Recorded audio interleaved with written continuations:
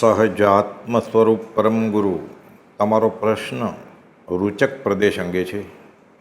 રૂચક એ શાસ્ત્રીય શબ્દ, જૈન પરિભાષાનો શબ્દ છે. જીવનો અસંખ્યાત પ્રદેશીપણાનો ગુણ જે છે તે મુક્તિ પામ્યા બાદ ત્યાં પણ કાયમ રહે છે. સિદ્ધના જીવો પણ અસંખ્યાત પ્રદેશી આત્મા છે, શુદ્ધાત્મા છે.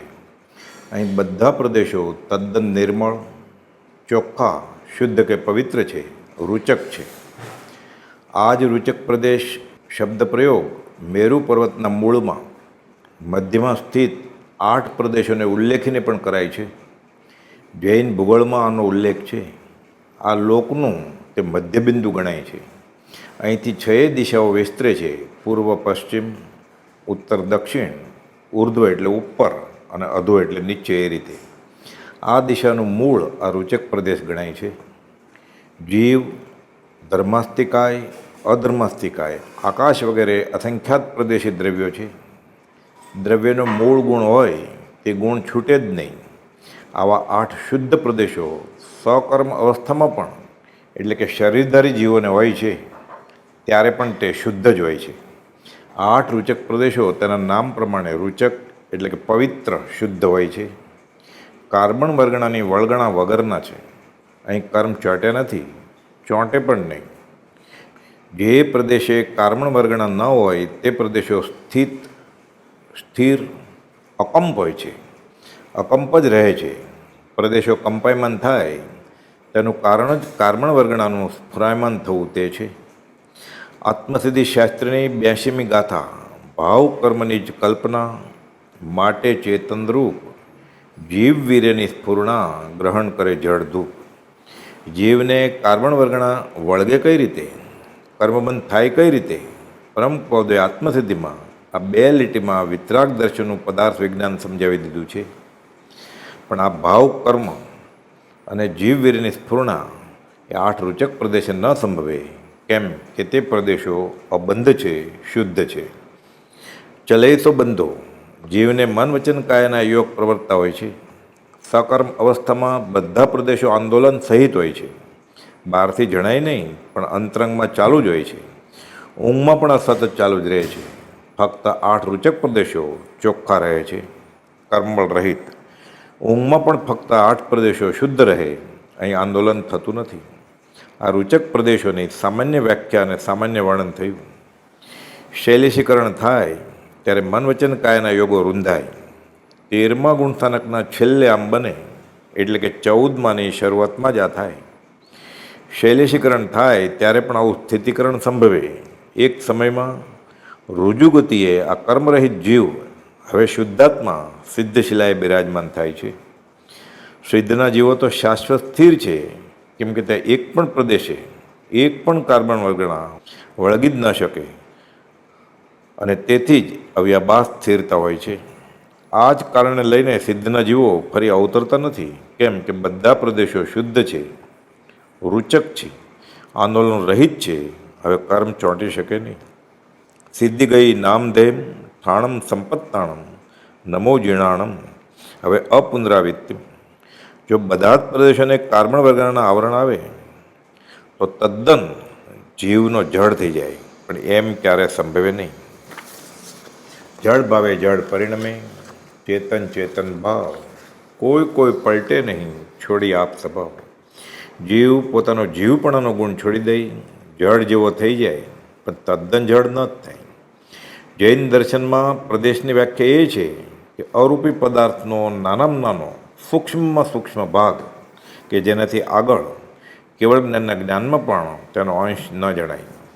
એ રીતે પ્રદેશ એ અત્યંત એવી સૂક્ષ્મતાનો દ્યોતક છે.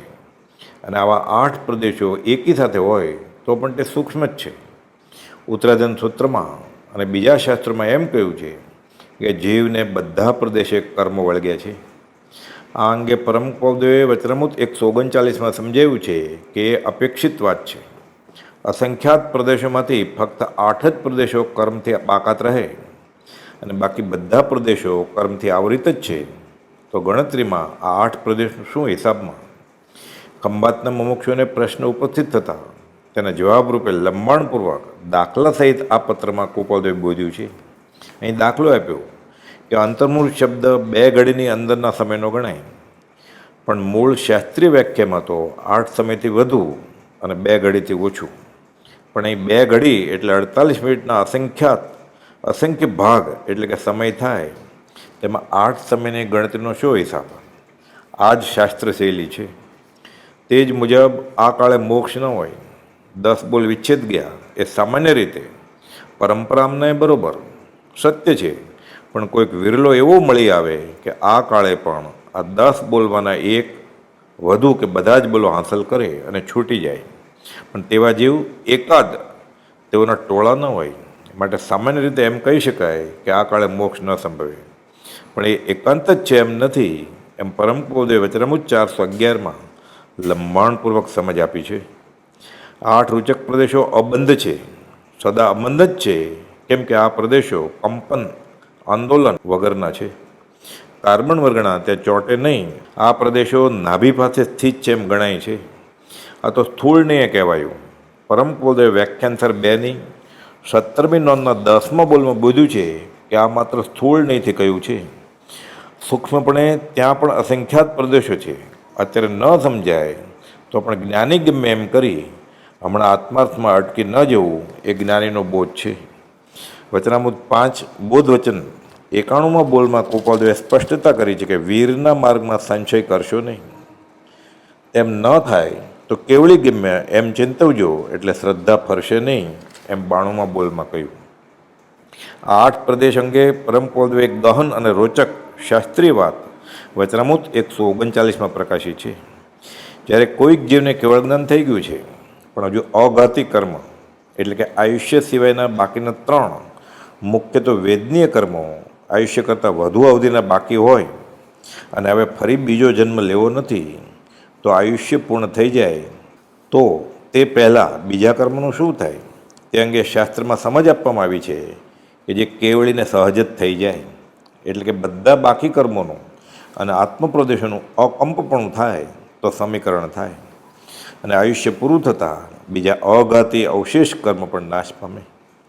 4 દ્રવ્યો કે અસ્તિકાય, ધર્માસ્તિકાય, અધર્માસ્તિકાય, આકાશ અને પૂતગલ, આ પ્રદેશોના સ્થાને 8 રૂચક પ્રદેશોને મૂકી મૂળ શરીરને છોડ્યા વગર આત્માના પ્રદેશો બહાર છેક લોકના છેવાડા સુધી વિસ્તરે છે.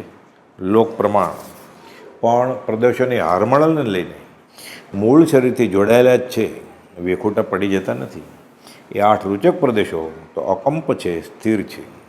પ્રજ્ઞાબોધના પુષ્પ 104માં ભગવાન ઋષભદેવના ચરિત્ર અંગેના 7માંથી 6ઠ્ઠા પુષ્પના ભાગમાં ઋષભનાથ ભગવાનને અંતિમ સમયે કેવળી સમુદ્ગાત થયેલ તેની સમજ તદ્દન સહેલી રીતે રોચક રીતે મોર કળા કરે તે દાખલો આપી પૂજ્ય બ્રહ્મચારીજીએ આપી છે. આવો કેવળી સમુદ્ગાતવાળો દેહ અહીં પરમકૃપાળુને સંભવે આ નવો ભાવ નથી ગણાતો, માત્ર દેહ અલગ પ્રકારનો ધાર્યો. તેથી જ તો દેહ એક જ ધારીને જાશુ સ્વરૂપ સ્વદેશ રહે. આયુષ્ય પૂર્ણ થઈ મટે દૈહિક પાત્ર અને મોક્ષે સિધાવે. અહીં જે સર્વ પ્રકારે સર્વજ્ઞ, અહીં જે અશરીરી ભાવે, અહીં જે ભાવને સિદ્ધ છે, પૂર્ણ વિતરાગ છે, અહીં જે વિસ્તરસા પરિણામમાં છે, આત્માકારતામાં છે, બીજા મહાવીર છે, તે અંતિમ વખતે ભાઈ મનસુખને વધે છે એ ભાઈની વિશેષ અવશ્ય ઉત્તમ ગતિ છે. તે આ ગતિ પણ આ સામાન્ય જીવને હૈયે ઉતરે નહીં. પરમ કૃપાળુદેવે શ્રી ડુંગરસિંહ ગોસાળિયા પરના પત્રમાં વચનામૃત 297માં બોધ્યું છે કે કેવલ દર્શન સંબંધી જણાવેલ આશંકા લખી તે વાંચી છે. બીજા ઘણા પ્રકાર સમજાયા પછી તે પ્રકારની આશંકા શમાય છે, અથવા તે પ્રકાર સમજવા યોગ્ય ઘણું કરીને થાય છે. એવી આશંકા હાલ સંક્ષેપ કરી અથવા ઉપશાંત કરી વિશેષ નિકટ એવા આત્માર્થનો વિચાર કરવો ઘટે છે, એમ આ પત્રમાં બોધ્યું. આ જ પ્રકારનો બોધ શ્રી નાગજી સ્વામીને વચનામૃત 627માં કરવામાં આવ્યો છે. ત્યાં પણ એવું કહ્યું છે કે હમણાં નિકટ એવા આત્માર્થનો વિચાર કરવો ઘટે.